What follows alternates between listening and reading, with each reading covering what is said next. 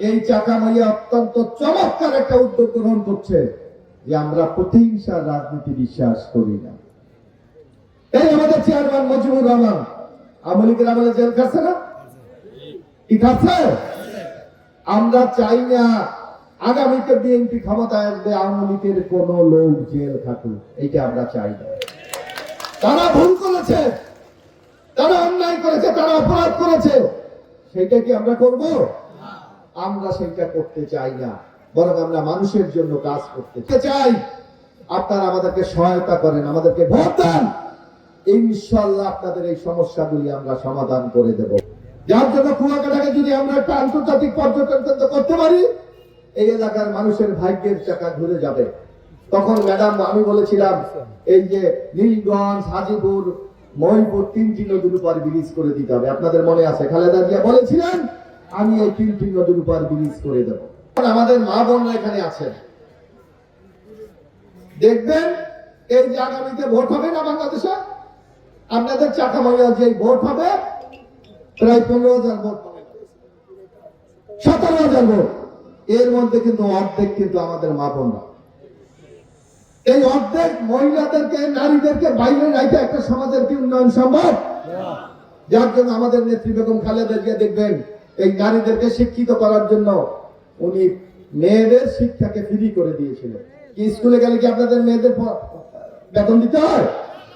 বেতন তো দিতে হয় না, বরং সবাইকে টাকা দেওয়া হয়, উপবৃত্তি দেওয়া হয়। এটা করেছিল আমাদের নেত্রী বেগম খালেদা জিয়া।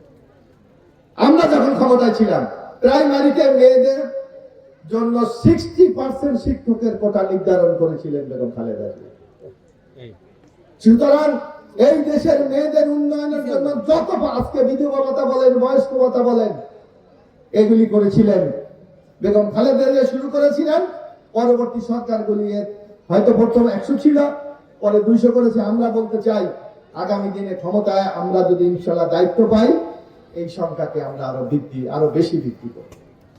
কিন্তু এখন একটা কথাই কলাবার আইসা আমি শুনি, এই আমাদের মা বোনদেরকে, আমাদের যারা ধর্মপ্রাণ মুসলমান, তাদেরকে বিভ্রান্ত করার জন্য কেউ কেউ নতুন নতুন ফর্মুলা দেয়, বয়ান দেয়। অমুক মার্কা ভোট দিলে নাকি বেহেশতের দরজা খুলে আছে, আপনি ঢুকে যাবেন। এরকম কথা বলে না? কি আমাদের মুরব্বীরা বলে না? এখানে নিশ্চয় মাওলানা আছে, কেউ আছেন মাওলানা? কেউ আছেন? একটু জানান তো, কেউ মাওলানা আছে না? ইসলামী ওই একজন আছে, জানাইছে। আমাদের যারা আমরা মুসলমান, আমাদের মুসলমানদের আল্লাহর যে নির্দেশ রয়েছে, রাসূলের বাণী রয়েছে, এবং আমাদের পথ নির্দেশের জন্য কোরআন হাদিস রয়েছে। এর কোথাও কোন মার্কায় ভোট দিলে বেহেশতে যাবে এর কোন প্রমাণ আমাদের ধর্মগ্রন্থে নাই, হাদিসে নাই। কি আছে? তাইলে ওনারা কিভাবে বলে?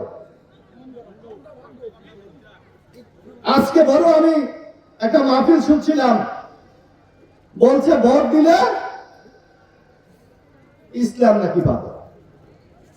তা আমরা কি ইসলামের বাইরে নাকি? এই চরমানাইরা জামাত ইসলামরা বলে ইসলাম পাবে, তা আমি মুসলমান না, আপনি মুসলমান না, তাহলে ইসলাম পাবে মানে কি? অর্থাৎ মানুষকে বিভ্রান্ত, ওনারা মনে করে ওনারাই মুসলমান আর আমরা কেউ মুসলমানের মধ্যে। এই ধরনের বিভ্রান্ত করে আপনাদের কাছে ভোট নিতে চায়, এইটাতে আপনারা বিভ্রান্ত হবেন না।